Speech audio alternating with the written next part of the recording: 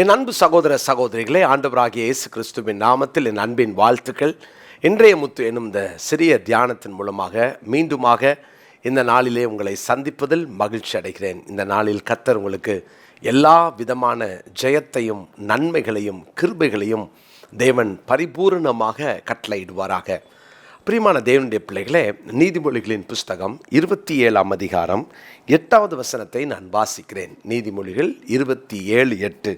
தன் கூட்டை விட்டு அலைகிற குருவி எப்படி இருக்கிறதோ அப்படியே தன் ஸ்தானத்தை விட்டு அலைகிற மனுஷனும் இருக்கிறான். தன் கூட்டை விட்டு அலைகிற குருவிக்கும் தன் ஸ்தானத்தை இழக்கின்ற ஒரு மனுஷனுக்கும் ஆண்டவர் ரெண்டுத்தையும் ஒன்றா காட்டுறார். இந்த ரெண்டுமே ரொம்ப அபாயகரமானது. ஒரு குருவி தன் கூட்டை விட்டுவிட்டால் அது பெரிய பாதுகாப்பற்ற ஒரு சூழ்நிலைக்குள்ளாக செல்லுகிறது. அதுபோல தான் தன் ஸ்தானத்தையும் விட்டு அலைகிற மனுஷனும் இருக்கிறான். நம்முடைய ஸ்தானம் ரொம்ப முக்கியம், நம்முடைய பொசிஷன் ரொம்ப முக்கியம். தேவன் நமக்குன்னு சொல்லி ஒரு ஸ்தானத்தை வைக்கிறார். நீங்கள் எந்த இடத்துல இருந்தாலும் உங்கள் ஸ்தானத்தை நீங்கள் காத்து கொள்ளுங்கள். உங்கள் ஸ்தானத்தை ஒரு நாள் இழந்துடாதீங்க. அருமையான தேவனுடைய பிள்ளைகளே, வேதத்தில் ஆண்டவர் அவருடைய ஜனங்களுக்கு வைத்திருக்கிற ஸ்தானங்களை பாருங்களேன். உபாகமத்தின் புஸ்தகம் 32ஆம் அதிகாரம் 13வது வசனத்தை நான் வாசிக்கிறேன். பூமியில் உள்ள உயர்ந்த ஸ்தானங்களின் மேல் அவனை ஏறி வர பண்ணினார். வயலில் விளையும் பலனை அவனுக்கு புசிக்க கொடுத்தார். கண்மலையில் உள்ள தேனையும் கற்பாறையிலிருந்து வடியும் எண்ணெயையும் அவன் உண்ணும்படி செய்தார். தேவன் அவருடைய பிள்ளைகளுக்கு கொடுத்த பெரிய ஆசீர்வாதங்களை, பரிபூரண ஆசீர்வாதங்களை இந்த உபாகமம் 32ஆம் அதிகாரத்தில் படிக்கிறோம். அதில் இந்த 13ஆம் வசனத்தில் ஆண்டவர் ஏறி வர பண்ணினார். எங்கே? பூமியின் உயர்ந்த ஸ்தானங்களின் மேல் அவனை ஏறி வர பண்ணினார். அருமையான தேவனுடைய பிள்ளைகளே, உயர்ந்த ஸ்தானங்களுக்கு கர்த்தர் நம்மளை ஏற செய்து அங்கே வச்சு நம்மளை அழகு பார்க்கிறார். ஏறி வர செய்தார் என்றால் தன்னுடைய அந்த ஸ்தானத்துக்கு, தன்னுடைய அந்த ஒரு உயர்ந்த இடத்திற்கு தேவன் நம்மை கொண்டு வருகிறார். எவ்வளோ ஒரு நல்ல இருதயம் பாருங்களேன். ஆண்டவர் நம்மேல் வைத்த அந்த அன்பு எவ்வளவு பெரிது என்பதை பாருங்கள். எங்கேயோ கிடந்தோம். அதனால தான் சங்கீதக்காரன் சொல்லுகிறார், தாழ்வில் நம்மை நினைத்தவரை துதிக்க வேண்டும். ஏன்னா அவர் கிருபை தான். அந்த தாழ்வில் நினைத்ததினால்தான் நீங்களும் நானும் இன்னைக்கு உயர்த்தப்பட்டு உயர்ந்த ஸ்தானங்களிலே தேவன் நம்மளை ஏறி வர பண்ணி தேவன் நம்மளை அங்கே வைத்து அழகுபடுத்தி இருக்கிறார். எனக்கு அருமையான தேவனுடைய பிள்ளைகளே, நம்முடைய உயர்ந்த ஸ்தானத்தை நாம் ஒரு நாளும் விட்டு அலையக்கூடாது. 27:8 வாசிக்கிறோம், ஸ்தானத்தை விட்டு அலைகிற மனுஷன் அப்படி தான் இருக்கிறான். ஏன்னா எந்த கண்ணியில் வேணால் அவன் சிக்கலாம், அவன் வாழ்க்கையில் எவ்வளவு பெரிய அவமானத்துக்குள்ளே நடத்தப்படலாம். எனவே உங்கள் ஸ்தானத்தை இழந்துடாதீங்க. ஒரு மனுஷன் தன்னுடைய ஸ்தானத்தை இழக்கிறதுக்கான காரணத்தை பார்த்தீங்கன்னா, முதலாவது ஏசாயா 22ஆம் அதிகாரம் 19வது வசனத்தில், உன்னை உன் நிலையை விட்டு துரத்தி விடுவேன், உன் ஸ்தானத்திலிருந்து நீ பிடுங்கி போடப்படுவாய். தேவனே இந்த இடத்துல ஒரு எச்சரிக்கையை கொடுக்கிறார். உன் ஸ்தானத்தை விட்டு நான் உன்னை நீக்குவேன்னு சொல்கிறார். அப்படின்னா இது தேவனும் நம்முடைய ஸ்தானத்திலிருந்து நம்மளை தள்ளி விடுவார். அதுக்கு நிறைய ஆதாரங்களை வேதத்தில் பார்க்கலாம். நல்ல ஆண்டவருடைய ஆசீர்வாதத்தையும் உயர்வையும் பெற்ற சவுல், தேவனே அவன் ஸ்தானத்தை விட்டு அவனை தள்ளினார். சாலமோனுடைய அந்த ராஜ்ய பாரத்தை கர்த்தர் பிடுங்கினார் என்று பார்க்கிறோம். தேவன் நம்முடைய வாழ்க்கையில் நம்முடைய ஸ்தானத்தை பிடுங்கி விடக்கூடாது, இழந்து விடக்கூடாது. என்ன காரணம் தெரியுமா? நம்முடைய தனிப்பட்ட வாழ்க்கையில் அவருக்கு கீழ்ப்படியாமல் போகும்போதெல்லாம் ஆண்டவர் அந்த ஸ்தானத்தை நம்மளை விட்டு விலக்கிடுவார். அவருடைய வார்த்தைக்கு செவி கொடுத்து அவர் கைக்குள்ளாக அடங்கியிருந்தால் அந்த ஸ்தானத்தில் நம்ம காப்பாற்றிக்கலாம்.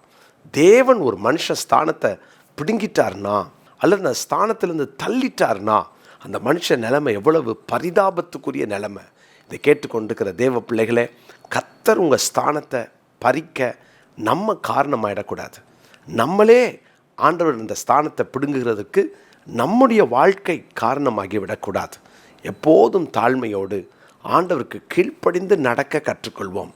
ரெண்டாவது, ஒரு மனுஷ ஸ்தானத்தை இழக்கிறதற்கு சங்கீதம் 37ஆம் சங்கீதம் 10வது வசனத்தில் பார்க்கிறோம். 37ஆம் சங்கீதம் 10வது வசனத்தை நான் வாசிக்கிறேன்.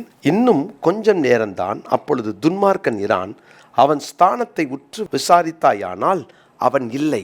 துன்மார்க்கனுடைய ஸ்தானத்தை உற்று விசாரித்தால் அங்கே அவன் இல்லை என்று வாசிக்கிறோம். அப்போ துன்மார்க்கன் ஒரு மனுஷன் தேவனுக்கு விரோதமாய் வாழும் பொழுது அவனே அவன் ஸ்தானத்தை இழந்து போகிறான்.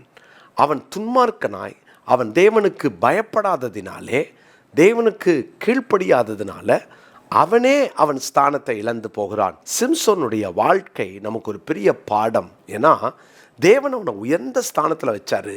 இவன்தான் போய் போய் போய் தன்னுடைய வாழ்க்கையில் ஆண்டவர் வச்ச உயர்ந்த ஸ்தானத்தை இழந்துட்டான். அவன் பெலிஸ்திய ஸ்திரீகிட்ட போகிறான், ஒரு வேசிக்கிட்ட போகிறான், தெளிலால் கிட்ட போகிறான். அவன்தான் அவன் ஸ்தானத்தை இழக்க காரணமாயிட்டான். அருமையான சகோதரனே சகோதரியே, நம்ம பாவம், நம்ம அக்கிரமம், நம்முடைய மீறுதல்கள் நம்ம ஸ்தானத்தை நாமே தொலைப்பதற்கு காரணமாயிடக்கூடாது. ஜாக்கிரதையாக இருப்போம். மூன்றாவது, நம்முடைய ஸ்தானத்தை பிசாசும் நம்முடைய ஸ்தானத்தை பிடுங்குவான். அவன் திருடன் என்று யோவான் சுவிசேஷம் 10ஆம் அதிகாரம் 10ஆம் வசனத்தில் வாசிக்கிறோம். திருடன் திருடவும் கொல்லவும் அழிக்கவும் வருகிறானே அன்றி வேறு ஒன்றுக்கும் வரான். நானோ அவைகளுக்கு ஜீவன் உண்டாயிருக்கவும் அது பரிபூரணப்படவும் வந்தேன்னு சொன்னார். ஒரு நாளும் அவன் நம்முடைய ஸ்தானத்தை பிடுங்குவதற்கு நாமே காரணமாக இருக்கக்கூடாது. பிசாசுக்கு இடம் கொடுத்துட்டா அவன் நம்ம ஸ்தானத்தை பிடுங்கிடுவான். வேதத்தில் வாசிக்கிறோம்ல, அநேக பிசாசுகள் பிடித்த தன்னை லேகியோன் என்று அடையாளப்படுத்தி கொண்ட மனிதன் வீட்டில் தங்காமல் பிரேத கல்லறையில் தங்கியிருந்தானான். என்ன காரணம்? அவன் ஸ்தானத்தை இழந்துட்டான். யார் காரணம்? பிசாசு அவனுக்குள் புகுந்தான். தேவனுடைய பிள்ளைகளே, பிசாசுக்கு இடம் கொடுக்காதீங்க. எப்போதும் எதிர்த்து நெல்லுங்க. எப்போதும் ஜாக்கிரதையாக இருங்க. தன் கூட்டை விட்டு அலைகிற குருவி எப்படி இருக்கிறதோ அப்படியே தன் ஸ்தானத்தை விட்டு அலைகிற மனுஷனும் இருக்கிறான் என்று வேதம் நமக்கு ஒரு எச்சரிக்கையான வார்த்தையை கொடுக்கிறது. ஜெபம் பண்ணலாமா? ஆண்டவரே, இந்த ஸ்தானத்தை நான் இழந்துடக்கூடாது. நீங்கள் கொடுத்த ஸ்தானத்தை நான் காப்பாற்றி கொள்ளணும். இந்த ஸ்தானத்தில் நீங்கள் என்னை வச்சுருக்கிறீங்க, அதுக்கு ஏற்றாற் போல் நான் வாழணும்னு சொல்லி நம்ம ஜெபம் பண்ணலாமா? நல்ல தகப்பனே, இந்த நாளில் இந்த வார்த்தையை கேட்டுக்கொண்டிருக்கிற என் அன்பு சகோதர சகோதரிகள் ஒவ்வொருவருடைய ஸ்தானத்தையும் அவங்க காத்துக்கொள்ள கிருபை தாரும். ஆண்டவரே, நாங்கள் பாவம் செய்து அந்த ஸ்தானத்தை விட்டு நாங்கள் தள்ளப்பட்டு விடக்கூடாது. ஆண்டவரே, எங்கள் வாழ்க்கையில் ஆண்டவரே நாங்கள் உங்களுக்கு கீழ்ப்படியாமல் வாழ்ந்து நீங்களும் அந்த ஸ்தானத்தை பிடுங்கிடக்கூடாதே. பிசாசானவனுக்கு இடம் கொடுத்து பிசாசும் அந்த ஸ்தானத்தை பிடுங்கிடக்கூடாதே. இந்த நாளில் நீர் கொடுத்த அந்த வார்த்தைக்கு நாங்கள் கீழ்ப்படிந்து நடக்க எங்களை அர்ப்பணிக்கிறோம். தொடர்ந்து நீருடைய வார்த்தையினால் எங்களோடு தொடர்ந்து பேசும்.